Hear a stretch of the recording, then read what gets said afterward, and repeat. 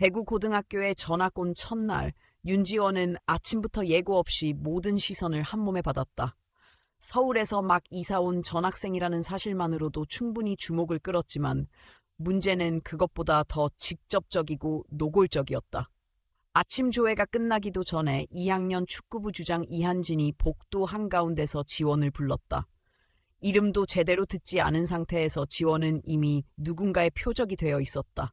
여기선 규칙이 있어. 신입은 보호비를 내야 돼. 한진의 말 한마디에 주변 친구들이 킥킥 웃었고 교실 안은 순간적으로 싸늘해졌다. 보호비라니. 누가 봐도 장난이 아니었다. 대구고에서 한진이 어떤 존재인지 이 학교에 다닌 지 이틀도 되지 않은 지원도 대충은 눈치챌 수 있었다. 담임에게는 성실한 모범생, 친구들 사이에선 절대 권력, 그런 그가 직접 나섰다는 건 일종의 경고였다. 지원은 아무 말도 하지 않았다. 굳이 입을 열 필요도 느끼지 못했다. 이미 모든 걸 다 들어본 듯한 뻔한 말들이 오고 갈 것이라는 것도 알고 있었다. 서울에서만 3번째 전학. 어디를 가든 어디서든 누군간 꼭 이런 식으로 다가왔다. 다만 대부분은 지원이 누구인지 모른 채 덤볐고 결국엔 뼈저리게 후회했다. 하지만 이번엔 달랐다. 어머니와의 약속이 있었다. 이번엔 평범하게 지내자. 그냥 친구들이랑 잘 어울리고 조용히 학교 생활하면 좋겠어. 이사 오기 전날 어머니가 식탁에서 조심스럽게 건넨 말이었다. 그 말 속엔 걱정과 기대가 동시에 담겨 있었다. 어머니는 지원의 진짜 실력을 안다. 중학교 1학년 때부터 시작한 태권도, 전국대회에서 연속 우승하며 국가대표 후보까지 거론된 이력, 성인 남자도 단숨에 제압할 수 있는 실전형 기술들. 그 모든 걸 어머니는 알고 있었고 그래서 더 조용히 살길 바랐다. 지원도 그 말에 동의했다. 솔직히 말해 자신도 지쳤다. 누군가를 상대하고 해명하고 정당성을 입증하는 게 이제는 피곤했다. 그래서 이번에는 그냥 조용히 말없이 눈에 띄지 않게 지내려고 했다. 하지만 그 결심은 점심시간에 무너졌다. 점심을 먹으러 간 식당, 사람들 시선이 모이는 자리. 한지는 다시 나타났다. 이번엔 친구 둘을 데리고. 에이, 장난스러운 표정을 지으며 지원 앞에 앉았다. 서울에서 왔다며? 거긴 뭐 다 잘난 줄 아는 거 아냐? 묻지도 않은 질문들이 이어졌고 이어진 건 은근한 위협이었다. 이 학교에선 나한테 잘 보여야 돼. 안 그러면 뭘 잃게 될지 몰라. 지원은 그 말을 듣고도 고개만 끄덕였다. 싸움은 지금이 아니라고 생각했다.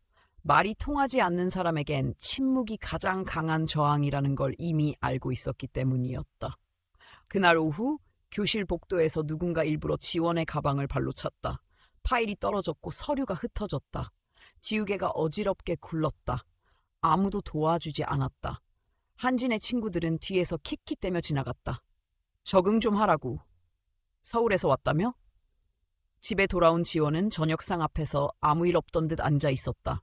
어머니가 해준 미역국을 조용히 먹으며 학교 얘기는 일부러 꺼내지 않았다. 어머니는 눈치를 챘지만 말하지 않았다. 그렇게 서로 모른 척 넘겼다. 하지만 머릿속은 복잡했다. 어차피 도망갈 수 없는 일이라면, 어차피 반복될 일이라면 더는 참을 이유가 없다는 결론에 다다르고 있었다. 새벽, 불 꺼진 방 안. 지원은 핸드폰을 꺼내 번호 하나를 눌렀다.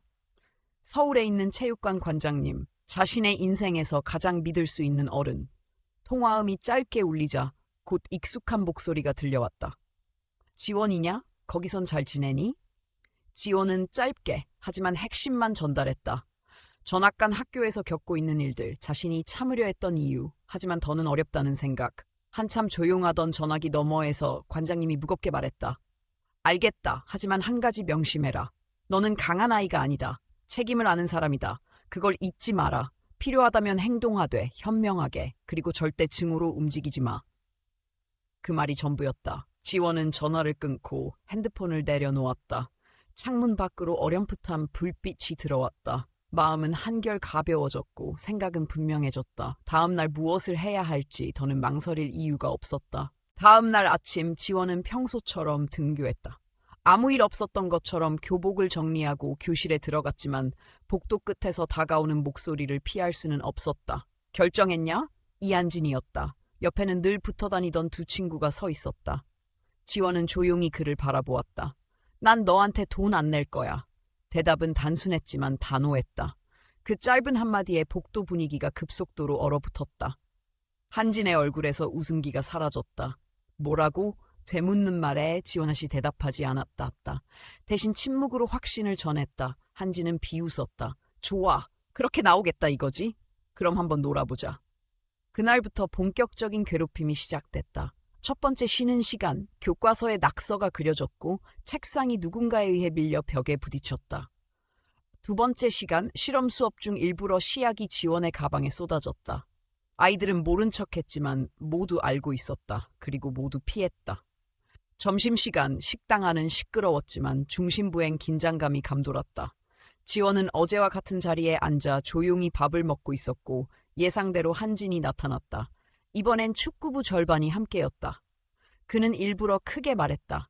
우리 학교의 규칙을 안 따르겠다는 애가 있다며? 식당 안의 학생들이 고개를 돌렸다. 누구를 말하는지 모두가 알았다. 지원은 아무 말도 하지 않았다. 한지는 트레이를 들어 그녀의 밥 위로 들이부었다. 국물이 흘렀고 밥알이 바닥에 떨어졌다. 몇몇 아이들이 웃음을 터뜨렸고 누군가는 휴대폰을 들었다. 지원은 움직이지 않았다. 그저 한진을 바라봤다. 가만히 앉아만 있을 거야? 한진이 조롱조로 말했다. 분위기는 이미 통제불능이었다. 하지만 지원은 한마디만 남기고 자리를 떴다. 넌 지금 큰 실수했어. 교실로 돌아가지 않았다. 그녀는 화장실로 향했다. 옷에 묻은 국물을 씻어내려 했지만 쉽지 않았다. 손끝이 떨렸다. 분노 때문이었다. 무서워서가 아니라 참아야 했던 감정이 한계를 넘어서고 있었기 때문이다. 그녀는 결국 또 한 번 전화기를 들었다. 사범님, 저예요. 참을 수 없어요. 이제 어떻게 해야 할까요? 관장님의 목소리는 여전히 조용하고 단단했다. 기억해. 무력은 마지막 수단이야. 하지만 네가 자신을 지킬 권리는 절대 양보하지 마. 다만 바보처럼 움직이지 말고 전략적으로 행동해. 그리고 다치게 하지 마. 보여줘. 네가 어떤 사람인지. 수업이 끝난 후에도 지원은 교실에 남지 않았다. 도서관에서 시간을 보내며 대부분의 학생들이 집에 갈 때까지 기다렸다. 교문 밖은 조용했고 그녀는 운동장 옆 체육관 쪽으로 발걸음을 옮겼다. 한진이 이 시간쯤이면 축구 연습을 끝내고 나오는 걸 알고 있었다. 기다림은 길지 않았다. 한진이 혼자 걸어 나오고 있었다. 친구들은 이미 귀가한 듯했다. 지원은 그를 불렀다. 예상보다 놀란 기색 없이 한진은 웃으며 다가왔다. 어이, 국물녀. 뭐, 또 무슨 불만이라도? 지원은 조용히 말했다. 식당에서 있었던 일, 여기서 끝내자. 조건 하나. 너랑 나랑 지금 여기서 둘이서 붙자. 네가 이기면 내가 매일 10,000원씩 낼게. 뭐든 시키는 대로 할 거야. 대신 내가 이기면 학교 전부 앞에 사과해. 그리고 다시는 나한테 말도 걸지 마. 한지는 황당하다는 듯 웃었다. 싸움을 하자고? 나랑? 나 축구부야. 너 하나 때리는데 1초도 안 걸려. 지원은 대답하지 않았다. 그건 협상이 아니었고 선택지도 없었다. 한지는 잠시 고민하더니 대답했다. 그래, 좋다. 아무 제한 없는 거지? 이긴 사람이 원하는 대로. 그들은 주차장 한복판으로 걸어갔다. 주변엔 아무도 없었다. 차도 거의 없고 넓은 공간은 그들에게 완벽한 무대였다. 지원은 외투를 벗었고 한지는 팔을 걷어붙였다. 지금이라도 포기할래? 아니. 짧은 대화 후 한진이 먼저 다가섰다. 그는 진심이었다. 처음부터 끝장을 낼 기세였다. 하지만 그 다음 순간 그의 표정이 변했다. 갑작스런 통증과 혼란이 동시에 얼굴에 스쳤다. 예상치 못한 충격. 숨이 멎었다. 제대로 서 있기도 힘들었다. 그는 그 자리에 주저앉았다. 아무 말도 할 수 없었다. 눈앞이 흐려졌고 겨우 입을 열었다. 너 뭐야? 지원은 조용히 말했다. 내가 실수한 건 날 얕본 거야. 말은 거기서 끝났고 싸움도 끝났다. 승부는 이미 명확했다. 한진은 일어서려 했지만 몸이 따라주지 않았다. 그 자리에 그대로 앉아있는 한진을 뒤로하고 지원은 말없이 그 자리를 떠났다. 아무런 후회도 미련도 없었다. 모든 것은 예상대로 흘렀다. 그녀는 자신에게 주어진 선택지를 정확하게 사용했을 뿐이었다. 이제 내일이 달라질 차례였다. 다음 날 아침 학교는 평소와 달랐다. 교문을 들어서마자 학생들의 시선이 지원에게 쏠렸다. 평소엔 조용히 지나가던 복도에서도 속삭이는 소리가 이어졌다. 식당에서 있었던 일, 주차장에서 벌어진 싸움, 누가 본 것도 아니었는데 어쩐 일인지 모두가 알고 있었다. 누군가는 그걸 직접 목격했다고 주장했고 누군가는 영상을 봤다고도 했다. 진실이 어떻게 퍼졌는지는 중요하지 않았다. 중요한 건 이한진이 변했다는 사실이었다. 1교시가 시작되기 전 복도 한복판에서 한진이 지원을 찾아왔다. 전날과는 완전히 달라진 태도였다. 교실 문 앞에서 모두가 지켜보는 가운데 한진은 분명한 목소리로 말했다. 어제 내가 한 행동에 대해 진심으로 사과할게. 잘못했어. 웃음기 하나 없는 진심 어린 말투였다. 주변 학생들은 말문이 막힌 듯 조용했고 지원은 짧게 대답했다. 알겠어. 그날 이후 분위기는 확실히 달라졌다. 한진과 그 무리들은 더 이상 누구를 괴롭히지 않았다. 오히려 교내에서 누군가가 누굴 밀치거나 무시하려 하면 조용히 막아서는 경우가 많아졌다. 축구부 아이들도 전보다 훨씬 조용해졌다. 지원은 자신이 어떤 영향력을 행사하고 있는지 알면서도 겉으로는 평소와 다름없이 지냈다. 며칠 후 전혀 예상하지 못한 사람들이 지원을 찾아왔다. 같은 반 여자아이들 4명이 교실 끝자리로 와 조심스럽게 말을 걸었다. 대표로 입을 연 건 학급에서 꽤 인기가 많던 정수아였다. 지원아, 너 싸움 잘하지? 예상치 못한 질문에 지원은 대답하지 않고 가만히 바라봤다. 수아는 잠시 망설이다가 말을 이었다. 그게 우리 좀 도와줄 수 있을까? 이야기는 곧 전개되었다. 근처에 있는 경원고등학교 남학생들 5명이 하교 시간마다 여자아이들을 따라 붙고 있었다. 처음엔 장난처럼 말을 걸거나 웃으며 지나가는 정도였지만 점점 대담해졌고 이제는 손을 잡으려 하거나 팔을 붙드는 상황까지 번지고 있었다. 문제는 이 모든 일이 학교 밖 버스 정류장 근처에서 일어난다는 것이었다. 선생님들에게 말해도 조심하라는 말 외엔 별다른 조치를 받지 못했다. 부모님에게 알리는 것도 부담스러웠다. 괜히 외출을 금지당하거나 더 큰 제재가 돌아올 수 있었기 때문이다. 수아는 말끝을 흐리며 마지막으로 부탁했다. 그냥 내가 같이 있어주기만 해도 그 애들이 함부로 못할 것 같아서. 지원은 고개를 끄덕였다. 말은 없었지만 이미 마음은 정해져 있었다. 다음 날 수업이 끝난 뒤 4명의 여자아이들과 함께 버스 정류장 근처로 향했다. 지원은 살짝 떨어진 벤치에 앉아 책을 읽는 척하며 상황을 지켜봤다. 약속한 시간보다 조금 늦게 경원고 남학생들이 나타났다. 5명. 전형적인 체육복 차림, 무리지어 웃으며 다가왔다.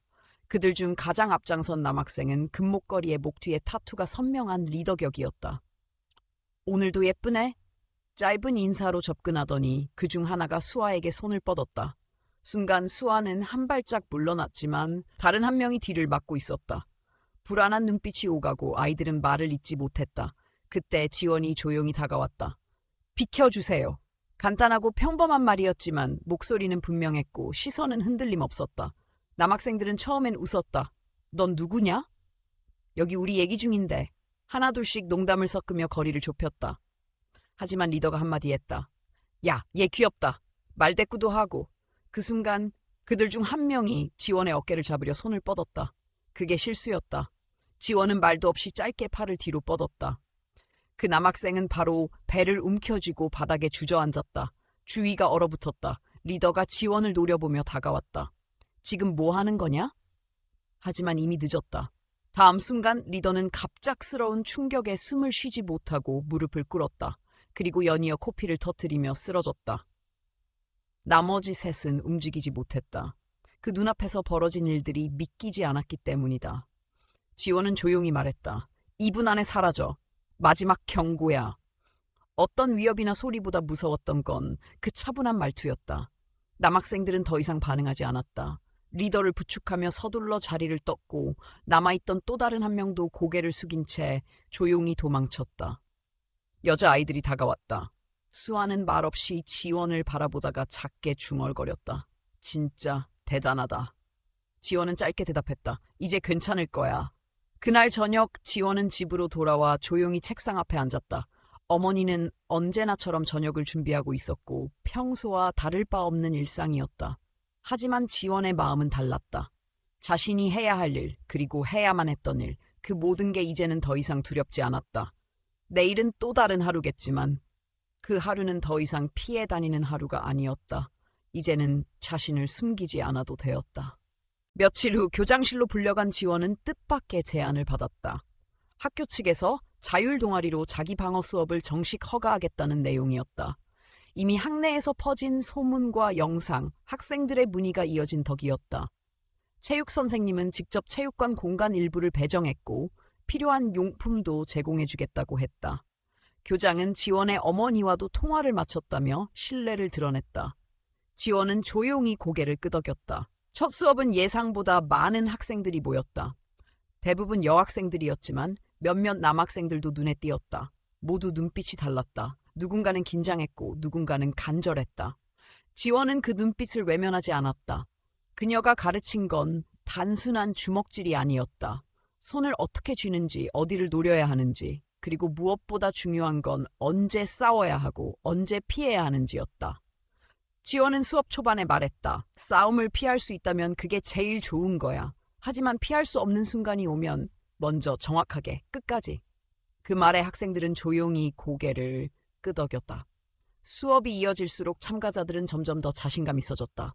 조용하던 아이들이 자기 목소리를 내기 시작했고 늘 땅만 보던 친구들이 고개를 들기 시작했다. 지원은 그것만으로 충분했다. 자신이 가르친 기술보다 그들의 눈빛이 바뀌는 게 훨씬 더 중요하다고 느꼈다. 자신감은 학교 분위기까지 바꿔놓았다. 복도에서 벌어지던 조용한 따돌림, 의자 밀기, 물건 숨기기 같은 일들이 줄어들기 시작했다. 누군가를 괴롭히는 일이 더 이상 당연하지 않다는 공기가 퍼져나갔다. 가장 놀라운 변화는 이한진이었다. 그는 이제 더 이상 과거처럼 교내에서 소리치지 않았다. 오히려 점점 더 조용해졌고 가끔은 후배들 사이에서 중재 역할을 하기도 했다. 어느 날 수업이 끝난 뒤 그가 지원을 찾아왔다. 말문을 열기까지 한참을 망설이더니 결국 말했다. 그때 네가 날 멈춰줘서 다행이었어, 진짜야. 그때 아니었으면 난 더 엉망이 됐을지도 몰라. 지원은 조용히 고개를 끄덕였다. 이한진의 눈에는 후회와 고마움이 동시에 담겨 있었다. 그렇게 학교는 달라지고 있었다. 하지만 변화는 학교 담장을 넘어서기도 했다. 경원고 사건 이후 그곳에서도 비슷한 일이 줄어들었다는 얘기가 들려왔다. 지원의 행동이 담긴 영상이 지역 커뮤니티에 올라가며 다른 학교 학생들에게도 영향을 주기 시작했다. 몇몇 교사들이 연락해와 간단한 강연이나 시범을 요청했고 지원은 주말마다 시간을 쪼개 학교 밖으로 나갔다. 이 모든 변화 속에서도 지원은 늘 조용히 움직였다. 자랑하지 않았고 나서지 않았다. 필요한 순간에만 움직였고 누구에게도 부담을 주지 않았다. 다만 자신이 할 수 있는 일을 묵묵히 해냈다. 어머니는 딸의 변화를 느끼면서도 조용히 지켜봤다. 어느 날 저녁 식탁에서 조심스럽게 물었다. 요즘 학교 어때? 지원은 웃으며 대답했다. 조금은 더 좋아졌어. 한 달이 지나고 뜻밖의 소식이 전해졌다. 한진을 주도했던 경원고 무리의 중심인물, 그날 지원에게 제압당했던 트러비스라는 학생이 다른 지역 여학생을 폭행한 혐의로 체포됐다는 뉴스였다. 그의 아버지는 지역 정치권과 연결된 유명 인사로 즉시 변호사를 선임하고 사건을 무마하려고 애썼다. 그런데 문제가 생겼다. 변호인 측에서 3달 전 버스 정류장에서의 사건을 역으로 문제 삼아 지원이 트러비스에게 불필요한 폭력을 행사했다고 주장하며 민사 반소를 제기한 것이다. 학교는 당황했고 지원의 어머니는 더 불안해했다. 몇몇 교사는 언론 대응을 우려해 자문을 구하기 시작했고 학생들 사이에서도 술렁임이 퍼졌다. 지역 언론은 이 사건을 양쪽 관점에서 다뤘고 지원의 얼굴이 기사에 등장하기 시작했다. 칭찬과 비판이 동시에 쏟아졌다. 16살 여학생이 사람을 쓰러뜨릴 수 있을까? 정당방위일까? 아니면 과잉 대응일까? 라는 자극적인 제목들이 포털 메인을 장식했다. 지원은 모든 것을 보고도 담담했다. 뉴스 댓글도 TV 인터뷰 요청도 외면한 채 자신의 수업을 계속 이어갔다. 하지만 어느 날 밤 어머니가 조용히 말했다. 우리 이사 갈까? 지원은 고개를 저었다. 나는 도망가고 싶지 않아. 잘못한 게 없으니까. 그녀는 변호인을 만나 사건 내용을 정리했고 그날 있었던 모든 과정을 차분히 기록했다. 증인으로는 수아와 친구들 그리고 정류장 CCTV 영상이 있었다. 지원은 다시 준비하고 있었다. 이번엔 기술이 아니라 진실로 싸워야 하는 시간이 다가오고 있었다. 진짜 시험 때는 이제부터였다. 재판 당일 법정안은 예상보다 훨씬 많은 사람들로 가득 찼다. 대구 고등학교 학생들과 교사들, 학부모들까지 자리를 메웠다. 앞줄에는 정수아와 그녀의 친구들이 앉아 조용히 지원을 응시하고 있었다. 그녀들의 표정엔 단호함이 있었다. 트러비스의 변호사는 첫 발언부터 강하게 몰아붙였다. 우리 의뢰인은 단순한 장난을 치다가 불의의 공격을 받았습니다. 과도한 힘의 사용은 미성년자 간의 우발적인 행동으로 보기 어렵습니다. 말투는 단호했고 억양은 연기처럼 감정에 젖어 있었다. 검사는 바로 반박했다. 이 사건의 본질은 자위권 행사입니다. 피해자인 양 주장하는 측이 먼저 접촉했으며 피고는 주변인을 보호하기 위해 최소한의 조치를 취했습니다. 첫 번째 증인은 정수아였다. 떨리는 목소리였지만 그녀는 끝까지 자신의 기억을 또렷하게 증언했다. 우린 그날도 그냥 평소처럼 귀가하던 중이었어요. 그 남자애들이 다가와 말을 걸고 손을 잡으려 했어요. 제가 뿌리치자 해 뒤에 누가 막아서 도망칠 수 없었어요. 검사가 물었다. 그때 피고가 어떤 행동을 했습니까? 지원이가 다가와서 그냥 조용히 말했어요. 그만하라고. 그런데 상대가 먼저 손을 대려 했고 그래서 대응한 거예요. 저는 그걸 전부 봤어요. 변호인은 수아의 진술을 흔들기 위해 반복적으로 질문했지만 그녀는 물러서지 않았다. 이어서 친구들, 근처에 있었던 다른 학생들까지 나와 같은 내용을 반복했다. 그날 그 자리에 있었던 사람들이 말하는 이야기는 모두 동일했다. 법정은 조용했다. 재판장은 노트를 넘기며 천천히 고개를 끄덕였다. 마지막으로 증인석에 선 건 윤지원이었다. 법복을 입은 판사가 물었다. 운동 경력이 있습니까? 지원은 천천히 대답했다. 네, 중학교 1학년 때부터 태권도를 배웠고 전국대회에 출전한 적도 있습니다. 검사가 이어 물었다. 그날 어떤 상황이었는지 설명해 주시겠습니까? 그날은 정류장에서 여자아이들이 낯선 남학생들에게 붙잡히는 걸 봤습니다. 분명히 불쾌해 보였고 피하려는 의도가 보였어요. 그래서 다가가 정중히 그만하라고 말했어요. 그런데 그중 한 명이 먼저 제게 손을 뻗었고 저는 반사적으로 대응했어요. 당신의 반응은 고의였습니까? 아니요. 훈련을 통해 몸이 반응했어요. 다만 상대를 다치게 하지 않도록 세기를 조절했습니다. 그건 훈련의 일부였고 저는 늘 그렇게 배웠어요. 필요한 만큼만. 변호인은 질문을 이어갔다. 그렇다면 도망칠 수도 있었던 거 아닌가요?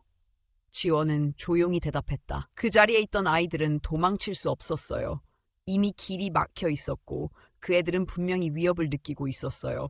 누군가는 막아야 했습니다. 저는 그 책임을 느꼈고 그래서 행동했습니다. 법정 안이 조용해졌다.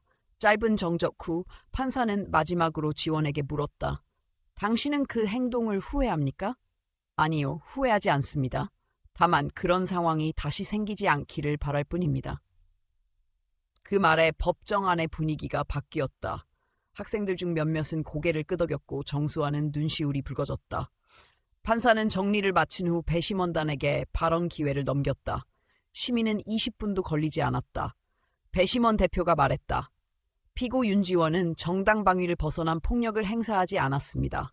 우리는 그녀가 상황을 통제했고 최소한의 대응만 했다고 판단합니다. 따라서 전원일치로 무죄를 선고합니다. 판사는 판결문을 낭독하며 말했다. 정의는 단순히 법의 해석이 아닌 공동체가 지향해야 할 가치입니다. 이 사건은 그런 의미에서 우리가 무엇을 보호해야 하는지를 다시 생각하게 해줍니다. 지원은 어머니를 향해 고개를 돌렸다. 어머니는 눈물을 닦으며 조용히 웃고 있었다. 재판이 끝난 후 밖에서 기다리던 학생들과 교사들이 박수로 맞이했다. 정수아는 지원에게 다가와 작은 목소리로 말했다. 고마워. 우리 대신 싸워줘서. 지원은 고개를 끄덕이며 말했다. 우리는 함께한 거야. 그날 이후 사람들의 시선은 달라졌다.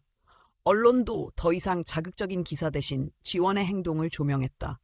지역 방송에선 그녀의 이야기를 담은 짧은 다큐멘터리를 방영했고 SNS에선 진짜 리더십이라는 말과 함께 영상이 공유되었다.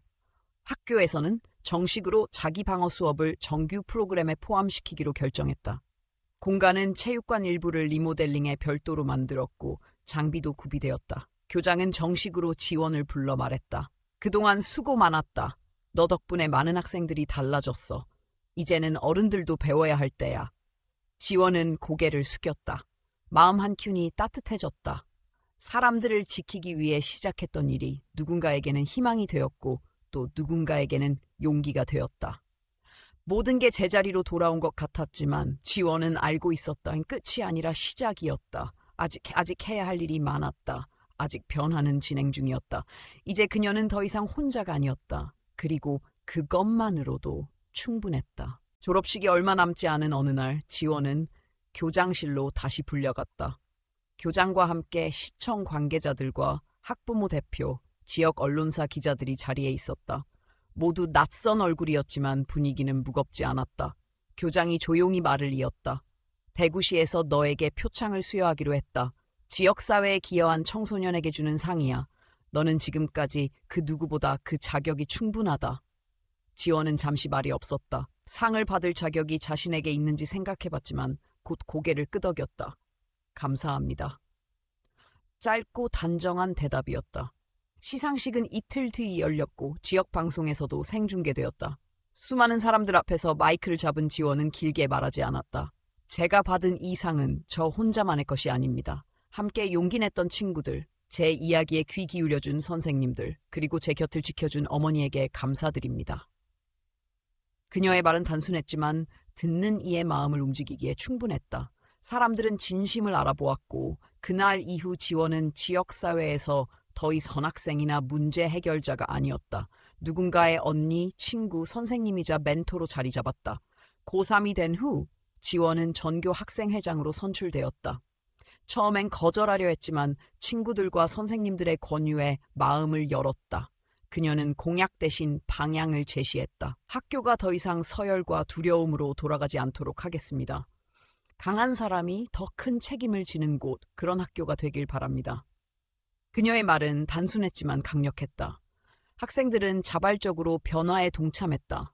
학생회 내부에 명예법정을 구성했고 누군가가 누군가를 괴롭히거나 다툼이 생기면 벌 대신 대화를 택했다. 왜 그런 행동을 했는지, 상대는 어떤 마음이었는지 서로 듣고 묻는 시간을 가졌다. 처음엔 어색했던 이 시스템은 점점 자리를 잡았다. 한 달, 두 달이 지나자 중대한 갈등이 거의 사라졌다. 예전 같으면 주먹부터 나가던 일들이 이제는 교실 한쪽에서 조용히 풀렸다. 지원은 공식 행사마다 이런 말을 남겼다. 처벌은 행동을 멈추게 하지만 변화시키진 못합니다. 우리에게 필요한 건 이해와 책임입니다. 이러한 변화는 교사들에게도 영향을 미쳤다. 담임교사들은 학생들과의 소통 방식을 다시 고민했고 몇몇 과목 수업엔 공감과 존중을 주제로 한 발표 시간이 생겨났다. 학생들 사이에서는 지원이 회장되고 나서 학교가 진짜 달라졌다는 말이 자연스럽게 오갔다. 졸업식 당일 지원은 전교생 대표로 연단에 섰다. 단정한 교복 차림으로 마이크 앞에 선 그녀는 천천히 말을 이었다. 4년 전 저는 조용히 지내기 위해 이 학교에 왔습니다. 남들 눈에 띄지 않고 문제를 만들지 않겠다고 다짐했습니다. 하지만 인생은 계획대로 흘러가지 않더군요. 학생들과 교사들이 조용히 그녀의 말을 들었다. 도망치려 했던 저는 결국 싸워야만 했습니다. 누군가를 위한 싸움이었고 때론 나 자신을 지키기 위한 선택이기도 했습니다. 그 모든 시간이 지금의 저를 만들었습니다. 잠시 숨을 고른 그녀는 고개를 들고 말했다. 이제 우리는 모두 각자의 길로 떠납니다. 대학, 직장, 군대. 하지만 어디에 있든 여러분은 여러분 자신을 지켜야 합니다. 숨기지 말고 드러내세요. 그리고 옳은 걸 지키는 사람이 되세요. 그게 진짜 강함입니다. 연단 아래에서 박수가 터져 나왔고 그 소리는 멈추지 않았다. 몇몇 교사들은 눈시울을 붉혔고 학생들은 진심을 담아 박수를 보냈다. 행사 후 이한진이 다가왔다. 축구부 주장 시절의 카리스마는 사라졌고 이제는 사회복지학과에 진학을 앞둔 예비 대학생이었다. 지원아, 다시 한번 고맙다고 말하고 싶었어. 그날 네가 날 멈추지 않았다면 난 여전히 나쁜 선택을 반복했을 거야. 지원은 잠시 그를 바라보다가 미소 지었다. 사람은 누구나 실수해. 중요한 건 거기서 멈추고 돌아보는 용기야. 한지는 고개를 끄덕였다. 나도 그런 사람이 되도록 노력할게. 그날 저녁 지원은 방에 앉아 짐을 정리하고 있었다. 다음 날이면 기차를 타고 서울로 떠나는 날이었다. 창밖을 내다보며 그녀는 생각했다. 4년 전 낯설고 조용히 숨고 싶었던 자신이 지금은 얼마나 달라졌는지.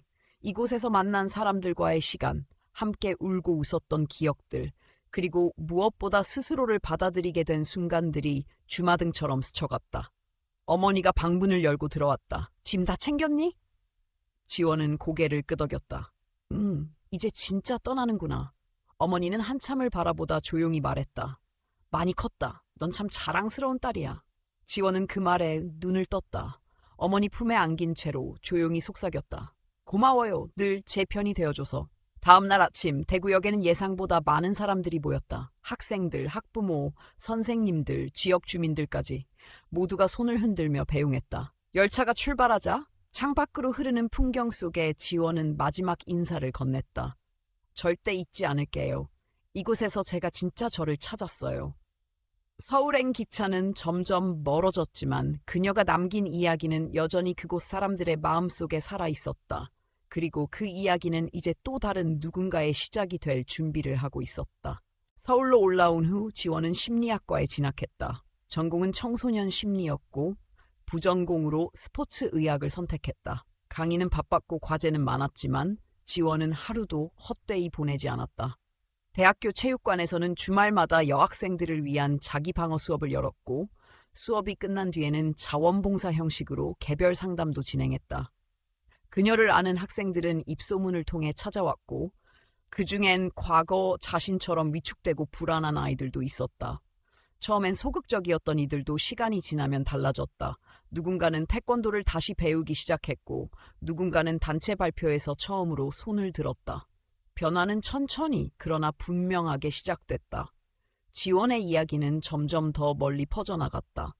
지역 신문에 실렸던 인터뷰가 온라인으로 공유되었고 청소년 단체에서 강연 요청이 들어왔다. 평범한 여고생이 학교를 바꿨다는 제목의 기사들은 수많은 사람들에게 영감을 주었다. 특히 학교 폭력에 시달리던 중학생과 고등학생들로부터 매일같이 메일이 도착했다. 그중 한 통은 특별했다. 텍사스에 사는 14살 소녀가 보낸 메시지였다. 저는 몸집이 크고 항상 위축되어 있었어요. 학교에서 계속 놀림당했어요. 그런데 언니 이야기를 듣고 용기가 생겼어요. 저도 도장을 등록했어요. 아직 많이 서툴지만 이제는 누가 저를 괴롭히면 도망치지 않아요. 감사합니다. 지원은 답장을 보냈다. 따뜻하고 단단한 말로. 강하다는 건 누군가를 이기는 게 아니라 도망치지 않는 마음이에요. 당신은 이미 강한 사람이에요. 그 무렵 대구에서 연락이 왔다. 후배들이 만든 자기 방어 동아리가 정규 과목으로 채택되었고 학교뿐 아니라 인근 지역 학교에서도 유사한 프로그램이 도입되고 있다는 소식이었다.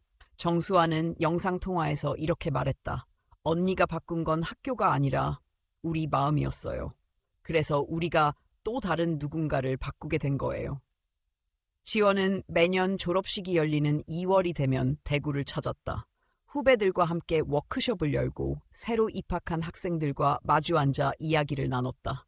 누군가는 용기를 얻고 누군가는 방향을 찾았다. 그녀는 그 자리에서 다시 처음부터 걸어가는 이들에게 손을 내밀고 있었다. 25살이 되던 해 지원은 서울의 청소년 센터에서 정규 상담사로 채용되었다. 낮에는 상담실에서 청소년들과 시간을 보내고 저녁에는 체육관에서 실전 수업을 진행했다. 주말엔 타 지역 학교를 돌며 강연을 했다. 작은 시작이었지만 확실한 걸음이었다. 센터에서 일한 지 1년쯤 되었을 무렵 그녀는 자신만의 공간이 필요하다고 느꼈다. 한 달간 준비해 직접 사무실을 구했고 청소년 자기방어 리더십 센터라는 이름으로 문을 열었다. 초창기엔 학생 10명이 전부였지만 입소문을 타고 점점 수강생이 늘어났다. 처음엔 친구를 따라온 아이들, 어머니의 권유로 찾아온 아이들, 그리고 외롭고 두려워서 혼자 찾아온 아이들. 지원은 그들에게 기술보다 마음을 먼저 가르쳤다. 내가 네 자신을 믿지 않으면 아무리 배워도 의미가 없어. 자신을 지키는 건 먼저 자신을 존중하는 마음에서 시작돼. 수업은 언제나 진지했고 동시에 따뜻했다. 센터는 빠르게 성장했다. 몇몇 졸업생들은 자신이 살던 지역으로 돌아가 소규모 수업을 열기 시작했다. 그들은 지원에게 보고했고 그녀는 조언을 아끼지 않았다. 어느새 하나의 네트워크가 형성되었고 청소년 자기방어 리더십 프로그램은 전국적으로 이름을 알리기 시작했다. 30살이 된 해 지역 방송국에서 그녀를 취재했다. 인터뷰에서 기자가 물었다. 이 모든 변화가 시작된 계기가 뭐였나요? 지원은 잠시 생각한 뒤 조용히 말했다. 처음엔 저도 도망치고 싶었어요. 나를 감추고 조용히 지내고 싶었죠. 하지만 그건 진짜 삶이 아니었어요. 있는 그대로의 나를 받아들이고 나서야 진짜로 무언가를 바꿀 수 있었어요. 기사는 진짜 강함은 나를 숨기지 않는 용기에서 온다는 제목으로 실렸다. 이후 더 많은 학교와 지자체에서 센터와 협력 요청을 해왔고 지원은 전국을 다니며 교사 연수와 학생 워크숍을 진행했다. 그러던 어느 날 그녀는 대구고 체육관을 다시 찾았다. 한쪽 벽에 액자가 걸려 있었다. 윤지원, 2000X년 졸업생, 우리에게 진짜 강함을 가르쳐준 사람이라는 문구 아래 단정한 교복을 입은 지원의 사진이 걸려 있었다. 사진 앞에 선 신입생들이 묻는다. 이 언니 진짜 그렇게 강했대요? 옆에 서 있던 후배가 웃으며 대답한다. 강한 건 맞아. 근데 진짜 대단한 건 자기보다 남을 먼저 지킨 사람이었다는 거야. 지원은 조용히 웃으며 돌아섰다. 자신의 이야기가 끝나지 않았음을 알고 있었다. 누군가는 여전히 시작을 망설이고 있고 누군가는 아직도 두려움 속에서 움츠러들고 있었다. 그래서 그녀는 오늘도 같은 마음으로 다시 첫 수업을 준비했다.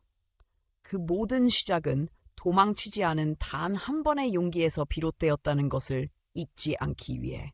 31살 봄, 지원은 늘 하던 대로 저녁 수업을 마치고 귀가하던 중이었다. 평소처럼 뒷골목을 지나는 길목에서 낯선 남성이 그녀를 불렀다. 헝클어진 옷차림, 술에 절어 무거운 숨을 내쉬며 다가오는 남자. 순간적으로 낯익은 얼굴이었다. 기억 속 어렴풋이 남아있던 이름, 트러비스의 아버지였다. 너 내 아들 망쳐놨지? 술에 취한 목소리는 거칠고 불안정했다. 지원은 천천히 뒤로 물러나며 조용히 말을 이었다. 그날 있었던 일은 이미 끝났습니다. 돌아가세요. 하지만 그는 말을 멈추지 않았다. 내 아들 감방 보낸 네가 잘 살고 있는 게 웃겨서 말이야. 위협적인 말투와 함께 몸을 숙이더니 갑자기 팔을 뻗었다. 지원은 빠르게 판단했다. 마주할 필요는 없었다. 피할 수 없는 상황이라면 대응은 냉정하게, 정확하게. 짧은 순간 그녀는 심호흡 없이 몸을 회피하고 최소한의 힘으로 제압했다. 술기운에 휘청거리던 남성은 바닥에 쓰러졌고 근처 상점의 CCTV에 모든 장면이 남아있었다.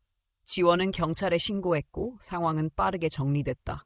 경찰은 이전 사건 기록과 현장 증거를 확인한 뒤 정당방위로 판단했다. 다행히 큰 부상은 없었지만 그날의 일은 지원에게 오래 남았다. 유명해지면서 생긴 책임감, 그녀를 향한 시선들, 그리고 누군가의 분노가 자신을 겨누는 현실. 그 모든 것이 무겁게 다가왔다. 다음 날 그녀는 어머니와 저녁 식사를 하며 조용히 말했다. 엄마, 나 이제부터는 조금 다르게 움직여야 할 것 같아. 어머니는 대답하지 않고 잠시 생각에 잠겼다. 무서워? 지원은 고개를 저었다. 아니, 무섭지는 않아. 다만 나 하나만 생각해선 안 되겠다는 생각이 들어. 어머니는 딸을 바라보다 작게 웃었다. 그 말이 나올 줄 알았어. 너는 항상 그래왔으니까. 그날 이후 지원은 외부 강연을 조금 줄이고 센터 내부 교육에 집중했다. 자신이 직접 가지 않아도 수업이 원활히 돌아갈 수 있도록 후배들을 키웠고 상담팀과 협력해 위기 개입 시스템을 체계화했다. 단순한 기술 교육을 넘어서 또래 상담, 법률 보호, 지역 연계까지 다루는 구조로 발전시켜 나갔다. 센터에 오는 아이들의 사연은 여전히 다양했다. 외모로 괴롭힘을 당하는 아이, 부모의 무관심에 방치된 아이, 교실 안에서 보이지 않는 존재가 된 아이. 지원은 모든 이야기에 귀 기울였고 때로는 말없이 곁에 앉아 있어 주었다. 그러던 어느 날 수업을 마치고 집으로 돌아가려는 찰나 누군가 그녀를 불렀다. 중학생쯤 되어 보이는 아이가 쭈뼛쭈뼛 다가오며 말했다. 저 혹시 윤지원 선생님 맞으세요? 지원은 미소 지으며 고개를 끄덕였다. 네, 맞아요. 소녀는 주머니에서 조심스럽게 구겨진 종이 한 장을 꺼냈다. 이거 언니가 예전에 쓴 글이에요. 학교 신문에 나온 거. 저 그거 읽고 매일 밤 따라 읽었어요. 그 종이에는 이렇게 적혀 있었다. 강함은 누군가를 이기는 것이 아니라 나 자신을 받아들이는 것이다. 도망치지 않는 사람이 진짜 강한 사람이다. 소녀는 작게 말했다. 저 이제 도망치지 않으려고요. 고맙습니다. 지원은 그 아이를 바라보며 조용히 웃었다. 말하지 않아도 느낄 수 있었다. 그 한 사람의 변화가 또 다른 변화를 만들고 있다는 걸. 시간이 흐르고 지원의 이름은 더 많은 곳에서 들려왔다. 방송, 강연, 교육자료 속에서 그녀의 경험은 사례로 인용되었고 학교와 지자체는 앞다투어 그녀의 커리큘럼을 도입했다. 하지만 지원에게 가장 소중한 건 화려한 명함도 표창도 아니었다. 그녀에게 중요한 건 오늘 한 아이가 눈을 피하지 않고 세상을 마주한 순간이었다. 그 작은 용기의 시작이 세상을 조금씩 바꾸고 있다는 것을 그녀는 누구보다 잘 알고 있었다. 그리고 그녀는 믿었다. 진짜 변화는 어디서든 시작될 수 있다는 것.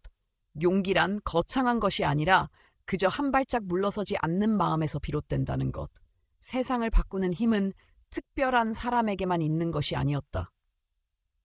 누구나 가질 수 있고 누구나 시작할 수 있다. 단지 그 첫걸음을 내디딜 용기만 있다면. 오늘 이야기 끝까지 관심 가지고 들어주셔서 진심으로 감사드립니다.